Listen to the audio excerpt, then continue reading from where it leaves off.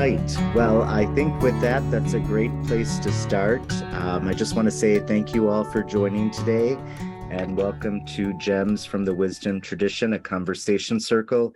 We're really delighted to have Mary Bird back, who's going to be speaking of Hildegard of Bingen from the Christian tradition. And this week's center's theme is guided by conscience. So with that, I will hand it over to Mary and enjoy. Aloha, everyone. Thank you. So nice to see you all. It's going to be a short presentation. I'm going to admit my computer died. I'm using my husband's computer. And so the Lord is guiding me. So what I was originally planning to do was, like when you start a presentation, you give a definition. So conscience is an inner feeling or voice viewed as acting as a guide to the rightness or wrongness of one's behavior. So that's a wonderful description of what consciousness is. And with Hildegard, her primary learning was through the Christian tradition. And evidently she had visions when she was like 3 years old. And that's amazing to me because how many 3-year-olds do we know? You know, we tend to brush them off, oh, that's just a kid having they've seen too many cartoons or something like that. But in the 11th century, no, that didn't happen. But it's amazing that she was able to talk to her parents and explain things that she couldn't really explain the way that a parent or an adult might understand. But it's something that stayed with her throughout her life. And I guess she was in her 70s when she passed away. So some of the things that I was able to glean is that she had attributed all of her visions were messages from God, and they all had to do with, there's such a wide variety because it was really incredible. Just her, she was a writer, a composer, a philosopher, a mystic, a visionary, and a medieval medical writer and practitioner. So she was amazing.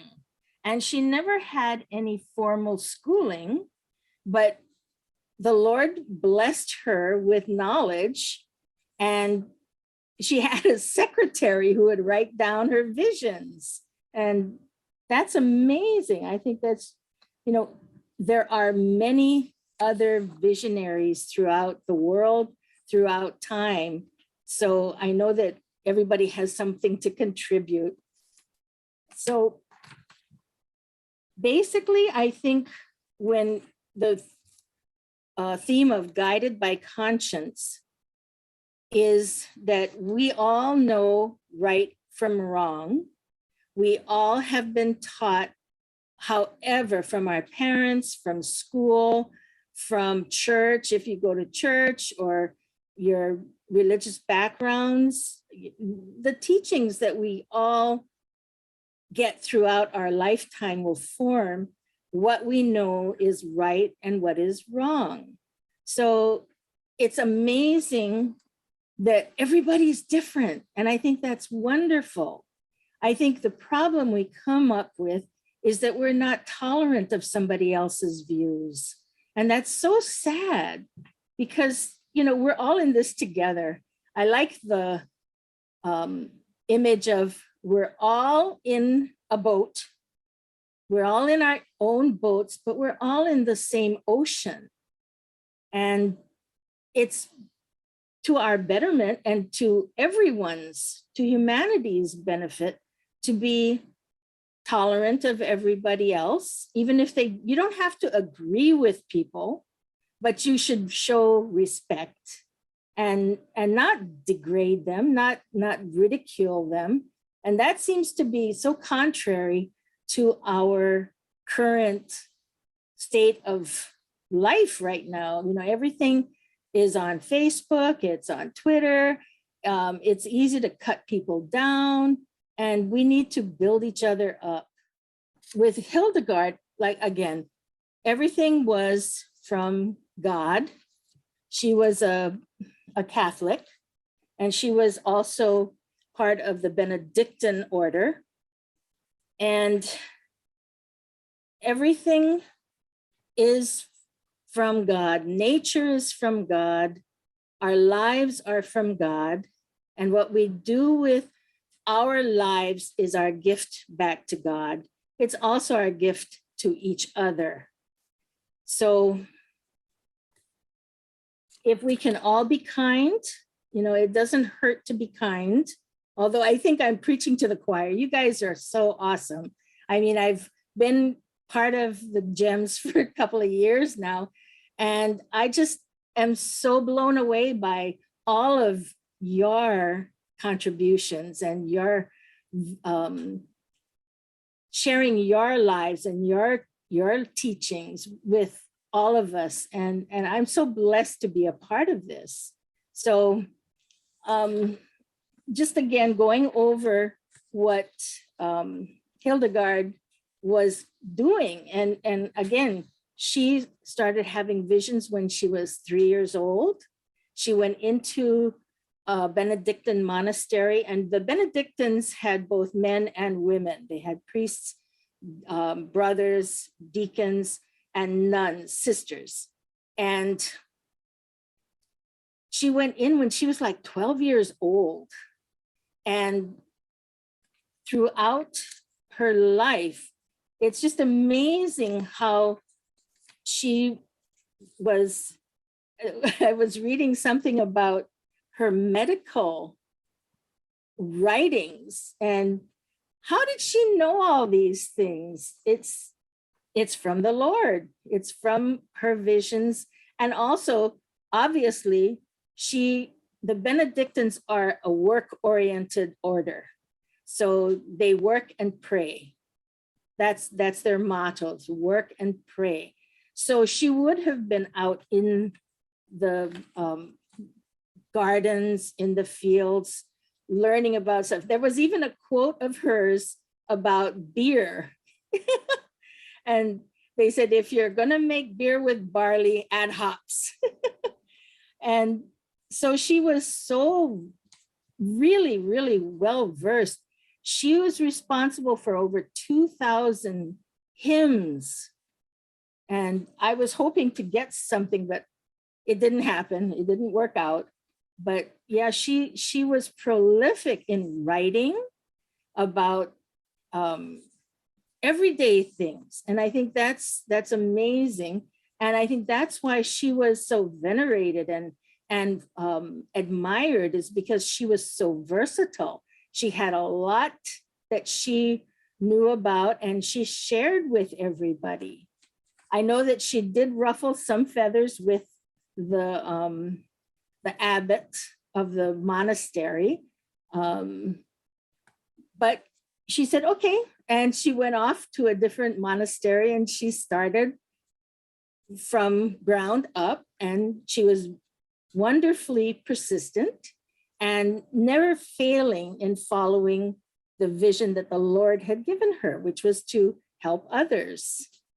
And that is something that we are all called to do.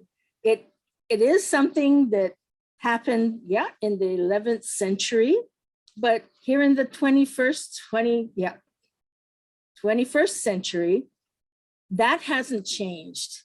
I think our perceptions of what is right and what is wrong goes through challenges and changes, and throughout the centuries, things that were right before are now considered wrong.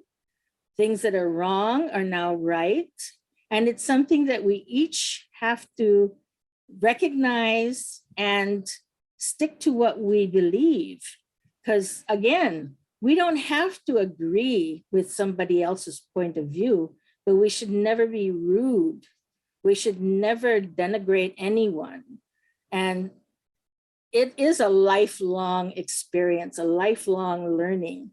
And hopefully, when it's time for us to go from this life to the next, we will be told, you did good.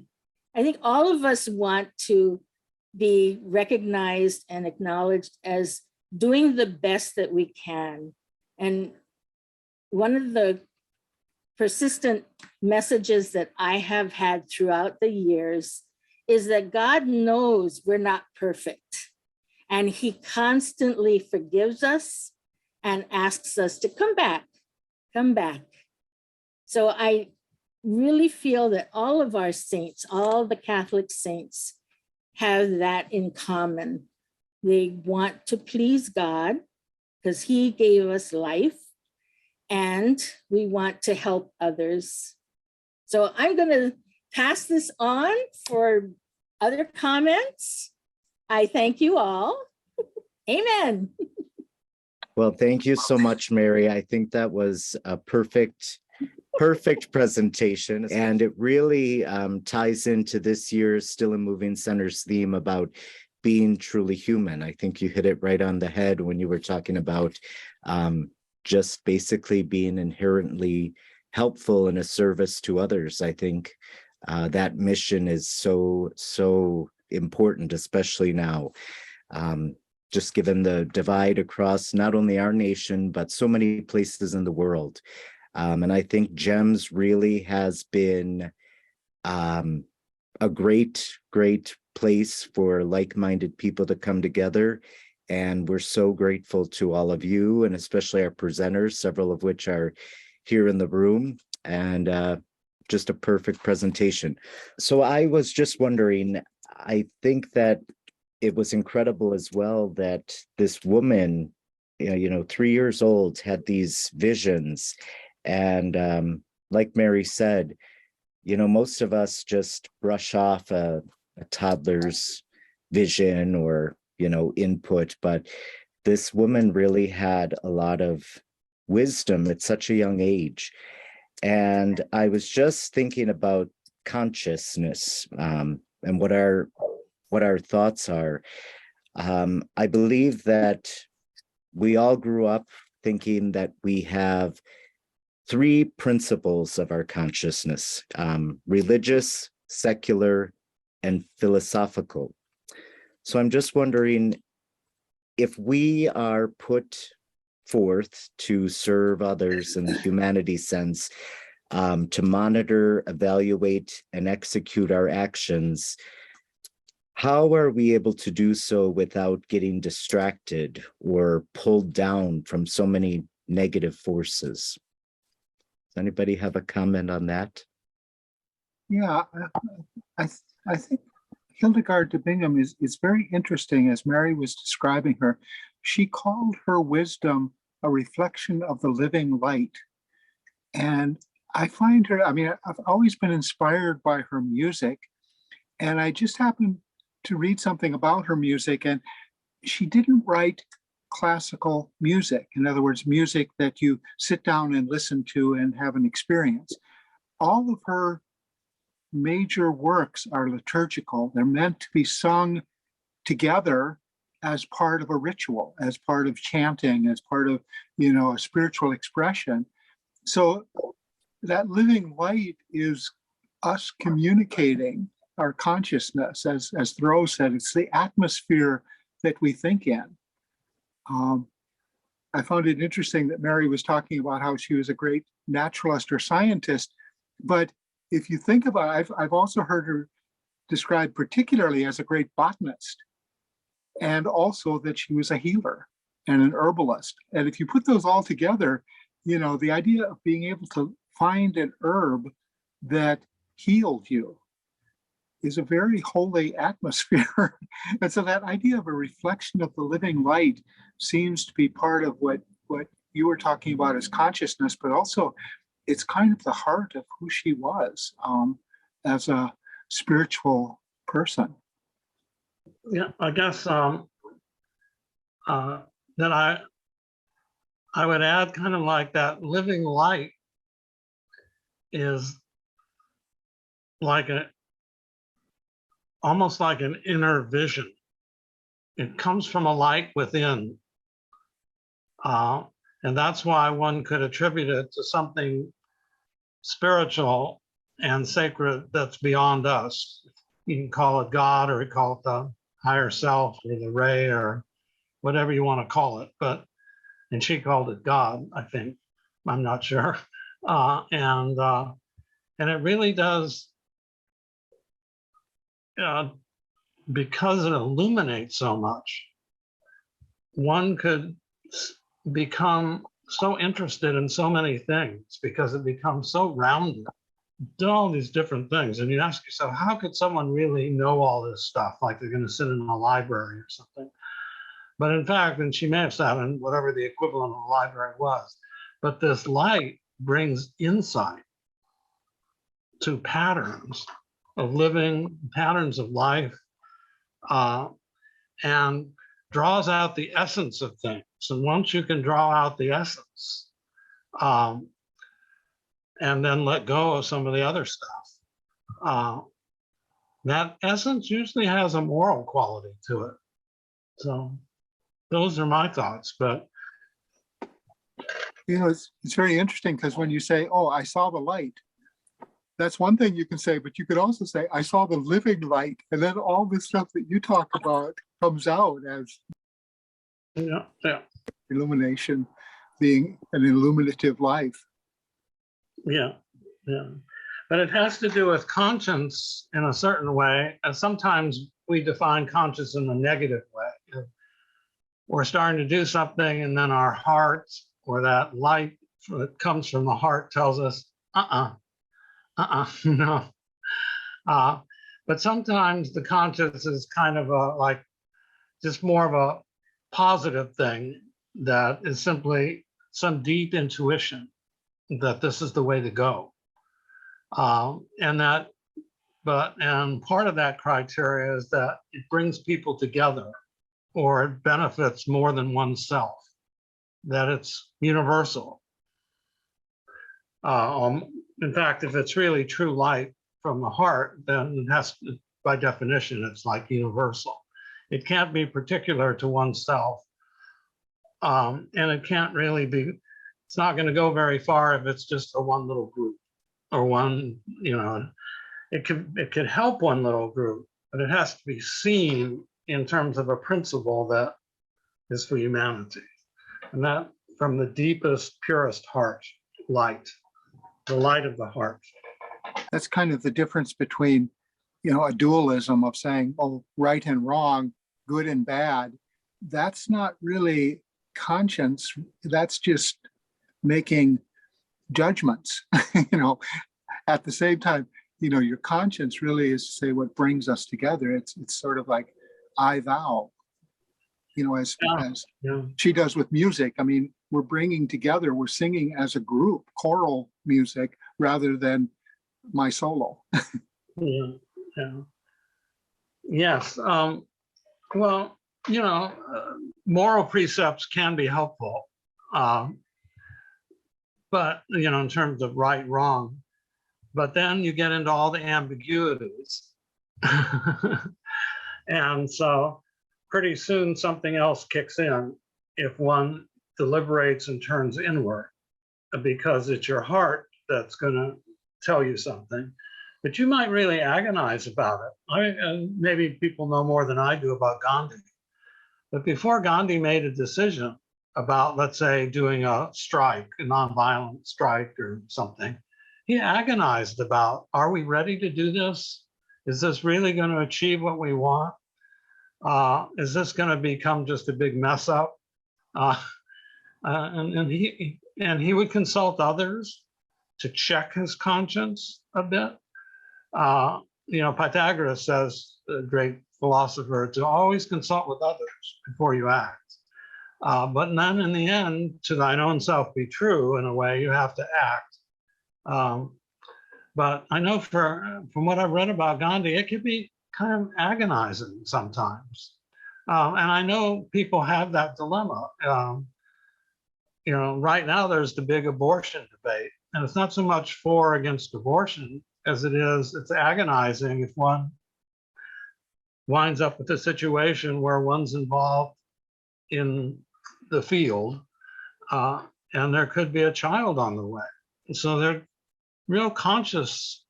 People have to really go deep into consciousness. So it can be kind of an agonizing thing. That's where precepts can be helpful, or moral principles, especially if they're kind of universal. But I think your point's well taken, Bob, that you don't want to get into beliefs about right, wrong. You want to get into your deeper conscious and see where that begins to unfold, so to speak. Well, and certain precepts like right speech or right action, you're really not so much finding the right versus the wrong. You're really saying, well, what is the appropriate thing for me to say in relation to this person in this context? And I could tell them what I think the truth is, but are they ready to hear it? Are they open to hearing it? And if not, why should I speak? So it's not just speaking the truth, it's knowing when to speak, it's knowing how to speak. It's like being aware enough of the other person that they're in a space to hear, and that you're listening enough to hear that they're in that kind of a space. So it's extremely agonizing, and yet at the same time, it's a reflection of that living light. Yeah. Well, sometimes that living light reflects on. Someone was talking about this in the last Zoom I was on. It's kind of hits the sand that sort of blocks out the light a little bit, because even though the light is available for everyone, we all have a little sand, so to speak, that can deflect the light. And so that's the agonizing thing, is with the light meets the sand, and you don't get a mirror yet, yeah. Yeah, you kind of have to churn with it for a while before the light finally comes through. But you see that in Hildegard as well, because she is very inspiring to feminists. And I remember once she was talking about the Adam and Eve story, and she said, yes, it's true, woman was made from man, but there's no man that wasn't made from a woman. Roger, I do see you, and I just want to make one comment. I think that it's really great that you said it's important how they use their words. This quote taken from the suffragist Susan B. Anthony from the Almanac. She said, "Forget conventionalisms, forget what the world thinks of you stepping out of your place. Think your best thoughts, speak your best words, work your best works, looking to your own conscience for approval." And I think that that's so important, because nowadays people will just fly off the handle, and it's accepted almost. Not only our politicians, but leaders of companies, they've really set that as kind of a norm. And I think that as long as your best foot forward is being placed, and you're doing something to serve those people in the best true sense of humanity, that is okay. But again, like you guys were saying, the words are so important, and it's not only what you say, but the form in which you say it. So thank you so much. Roger? Yeah, I wanted to say that a couple of weeks ago, I went to a workshop on intuition. And it was all about the idea that somewhere, you want to call it your consciousness, somewhere deep down, you know what's the right thing to do for any situation, but how do you get to it? How do you, yeah, you can talk to others, but I think even what Bob was saying a little while ago, push comes to shove, you got to make your own decision. And I think, so this class, this half-day workshop was on how to make that decision. And it really, they used with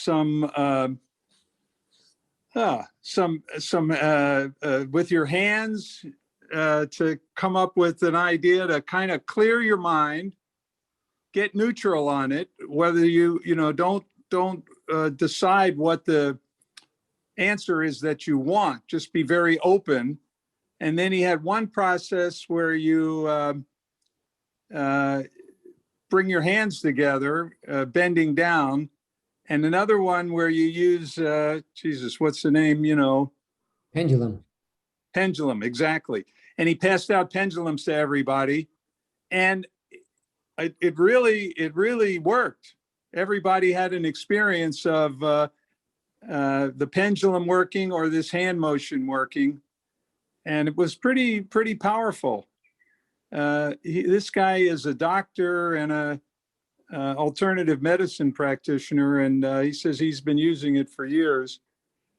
I guess other people do meditation, but anyway, I do firmly believe that the answer's inside us, and we may not always be as effective as we'd like to be, but at least we know where our hearts are telling us where we want to come from. And in the Hawaiian tradition, I think you check your head and your heart and then make a decision in your gut. And it's that kind of thing brings it out. But I like this program about how you can find a tool to get the answer inside yourself.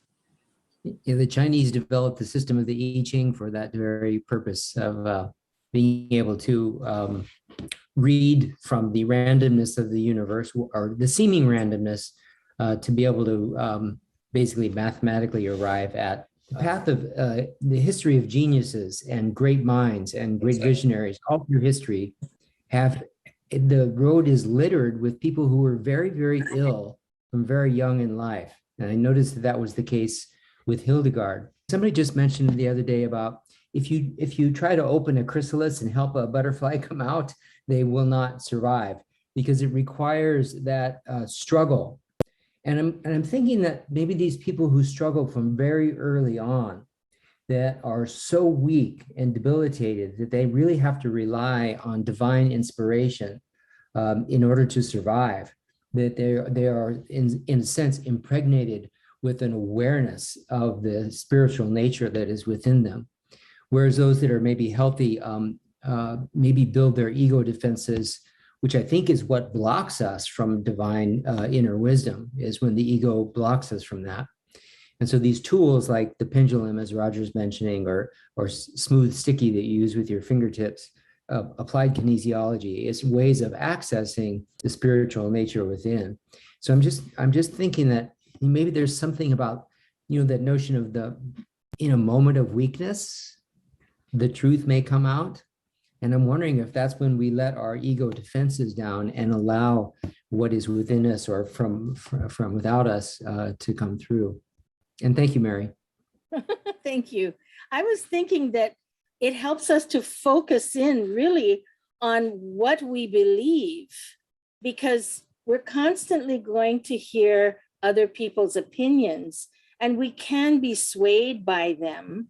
But when push comes to shove, if we know what is true for us, we would stay on that course. I was just reading something really quickly about Cesar Chavez and how he just kept fighting for the workers, the migrant workers. And, he kept constantly being, I know he was threatened. I know that he was dismissed. I know that he kept going back and back and back. And I believe that persistence also helps to clarify what we take as right and wrong. So, it's a wonderful learning opportunity. And of course, it's a lifelong experience. Amen. People, for whatever reason, whether it's through illness or through a near-death experience or whatever it is that puts you in touch with the divine, for those people, they are able to tap into their conscience. But I think that other people are not necessarily so well in touch. Maybe they are more extroverted types, you might say, from a psychological perspective, but they are more the people who are going to learn what's right and wrong from the community, because they don't have that sense of inner wisdom or in touch with their spiritual nature. And I just don't think that all people are equal in that ability to reach in and to hear the voice of their conscience. That's interesting, because we're all connected to the same energy.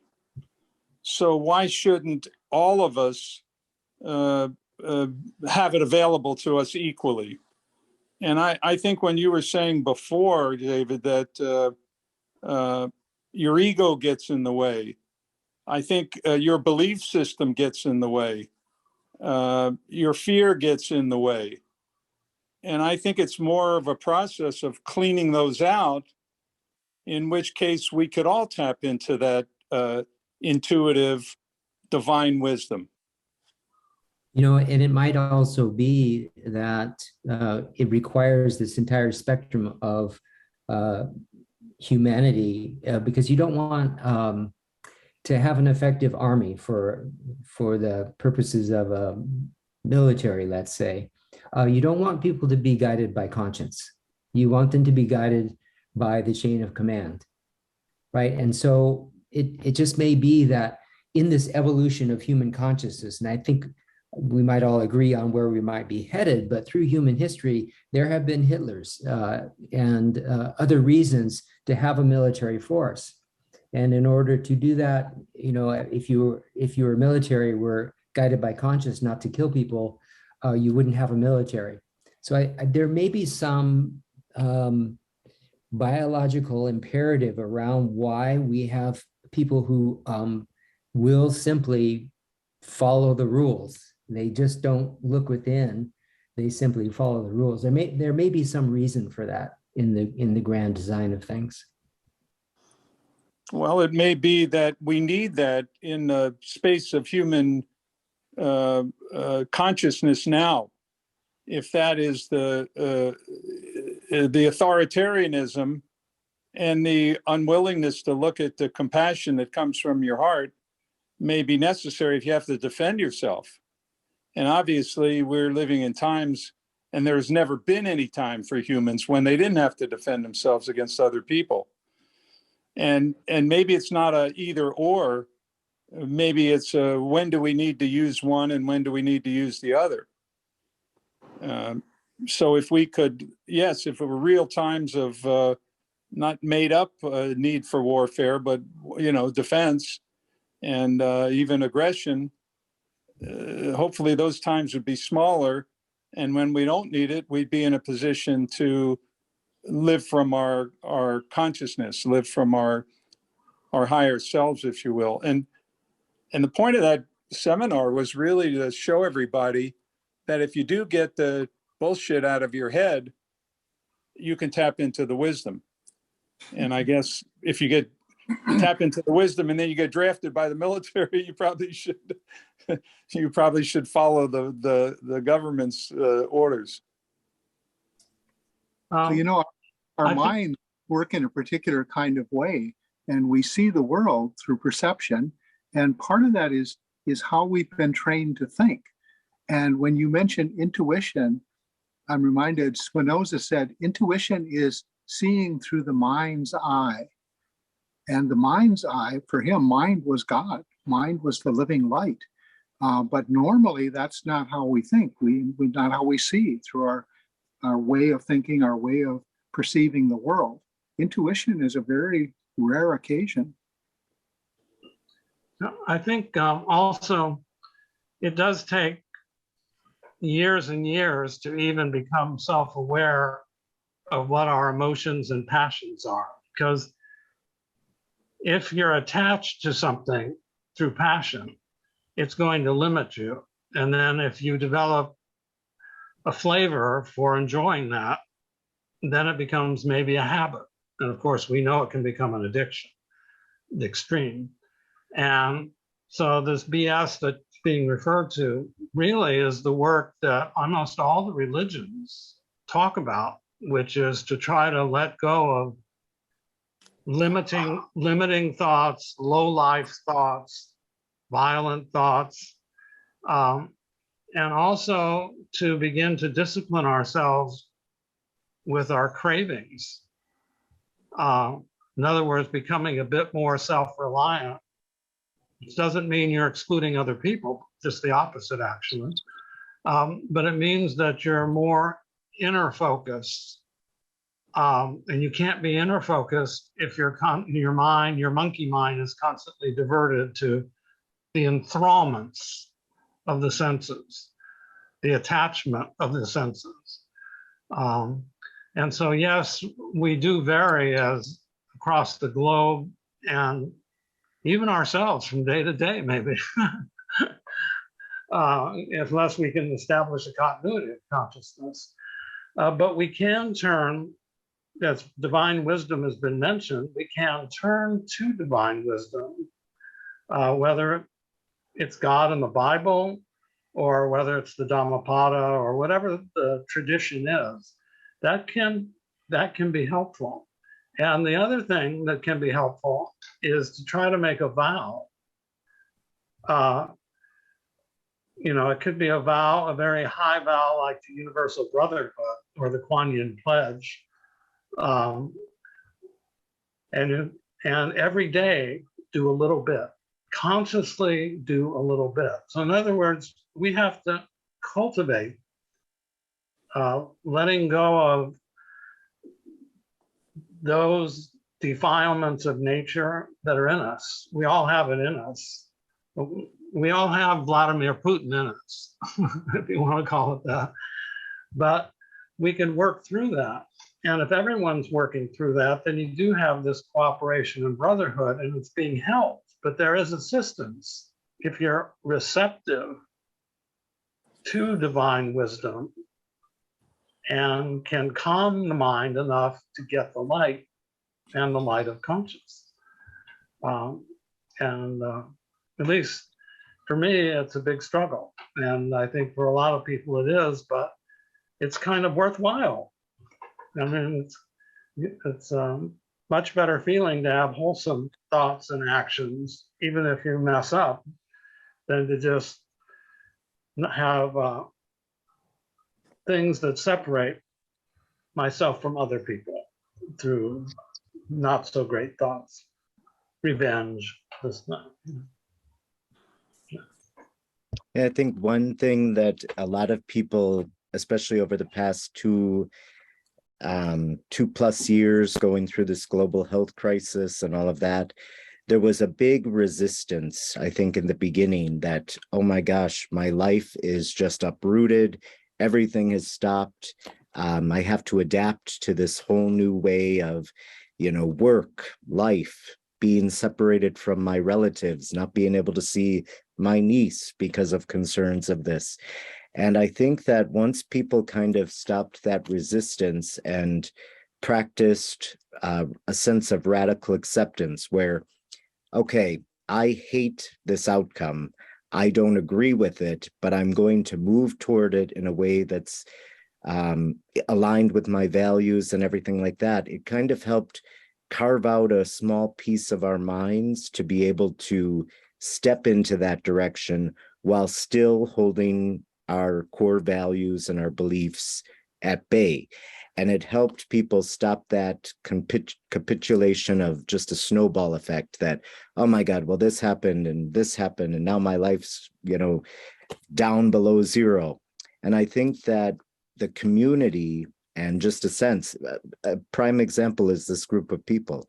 I have missed attending GEMS. I was out of the country for quite a bit. And just to see you all and just feel like I've picked back right up where I left off is just a great sense. And I think that by moving towards that level of uncomfortableness where we're not sure what's going to happen, how are we going to conduct meetings and everything like that? Well, by carving out a small piece of that in our brain, we've helped kind of rewire ourselves and I don't even think of it as rewiring. I think of it as sitting in a more comfortable zone.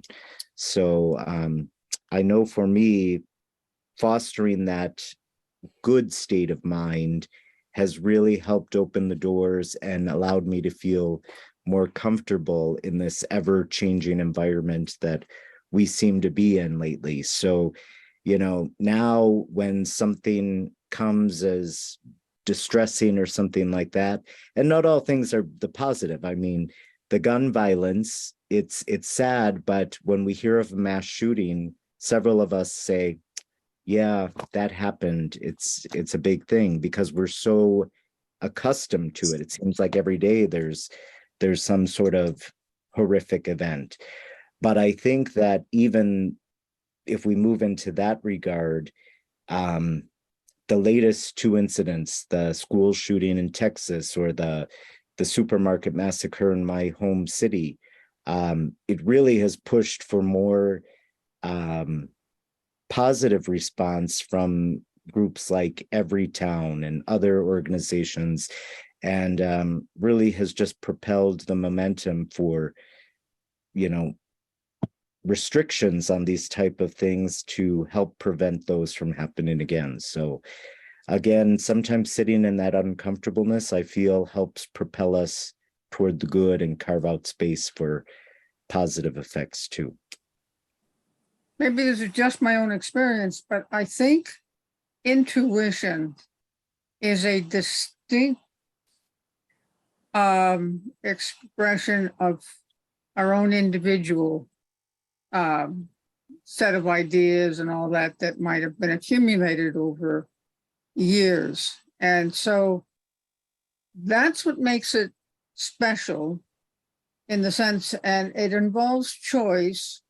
And so choice that about serious matters. I mean, should I leave my job and go do something that might say, let's say, working for an NGO that's going to be unattractive, or we can think something that a serious choice that we need to make. And it reflects probably contemplation that's been going on within us that we haven't particularly been aware of. And hopefully when that experience, that intuition bolts in, we take it seriously and use it. And it's one way of getting away from getting caught up in what other people have said. It is, again, a distinctly individual experience. And it may not be about high moral things, because conscience is interpreted knowledge of what to stand against and knowledge of what to stand for. And it is, and it can be somewhat universal. In other words, and there might be lots of people that have the same revulsion of the current war. It has a moral dimension that really is embedded in the universal mind, if you will.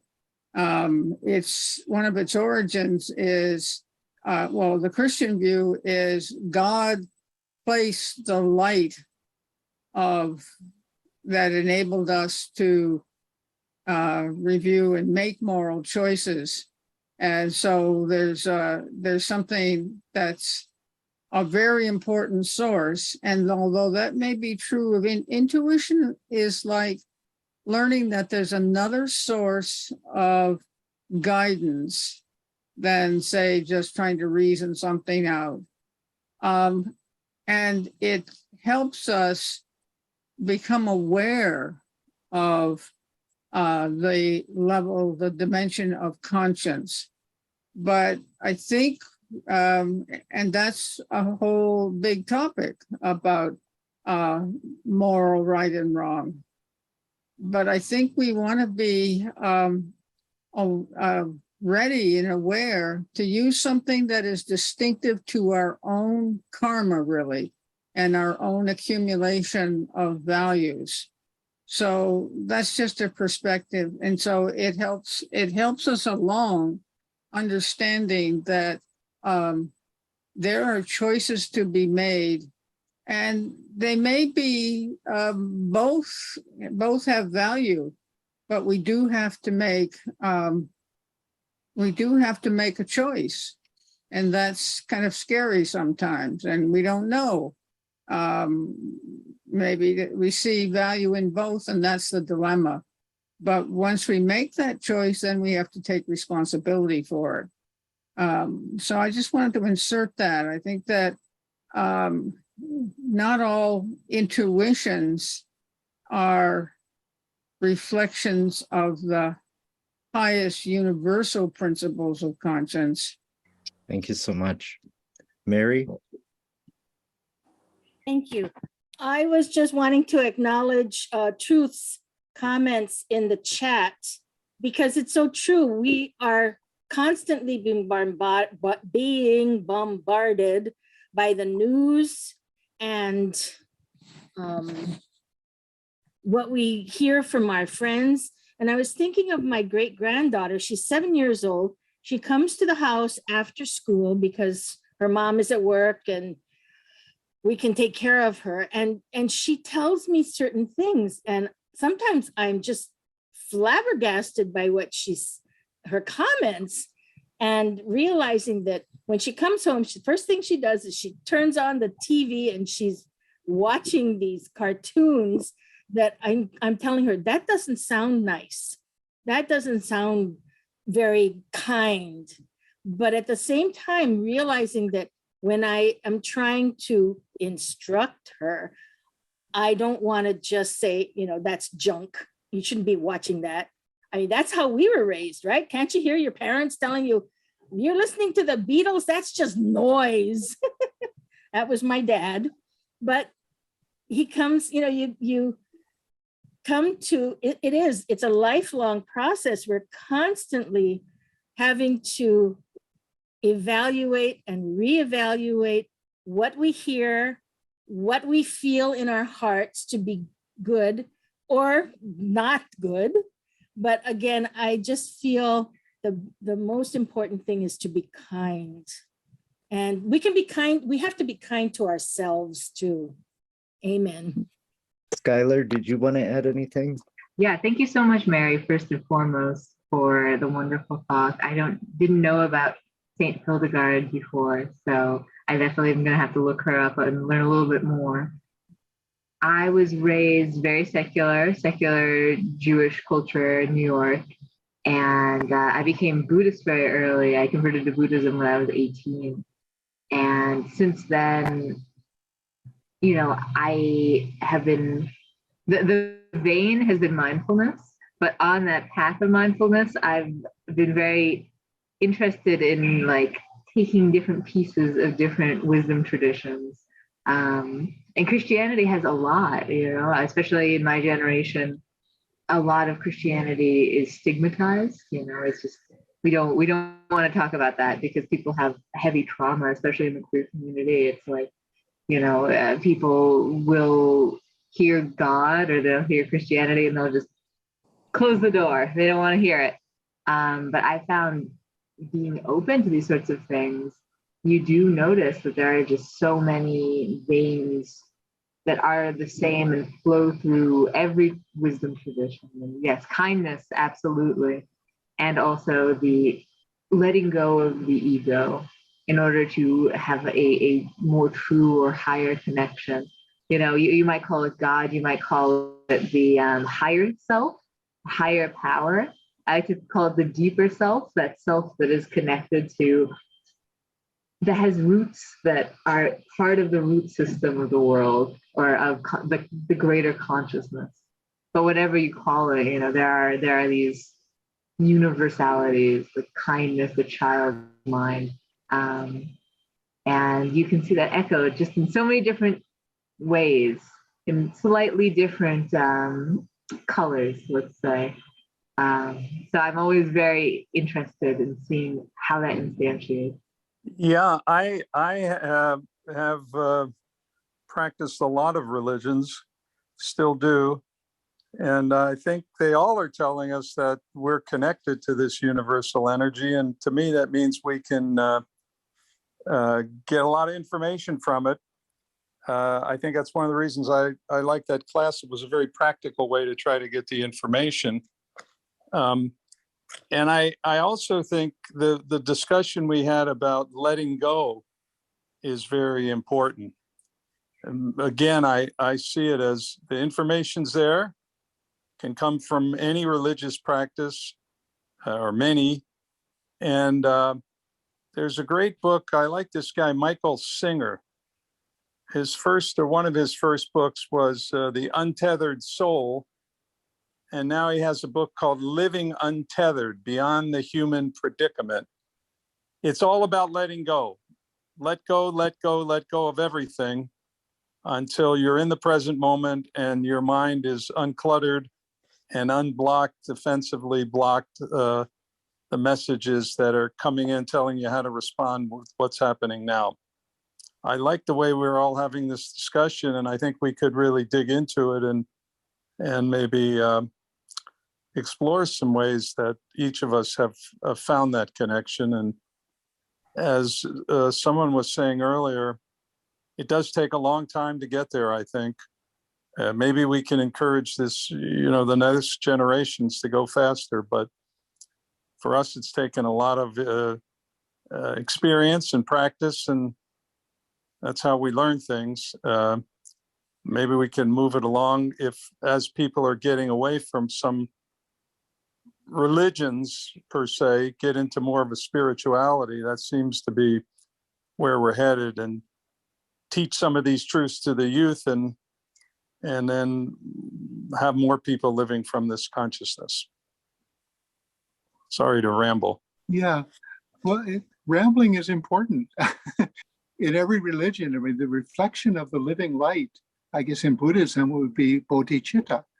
But then, as Mary said, it's a lifelong practice. You keep going with it, and ups and downs, valleys, but you work with it, and there is an ideal behind it. And maybe you see it in particular people or particular stories of elders.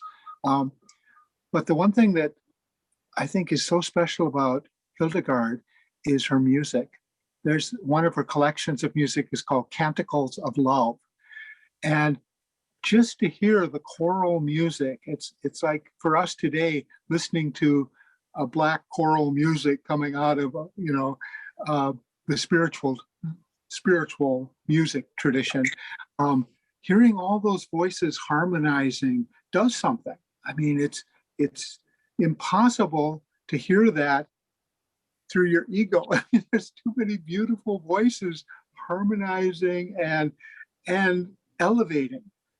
Hildegard's music is not only harmonizing, but just these wonderful levels of sound that are part of the liturgy.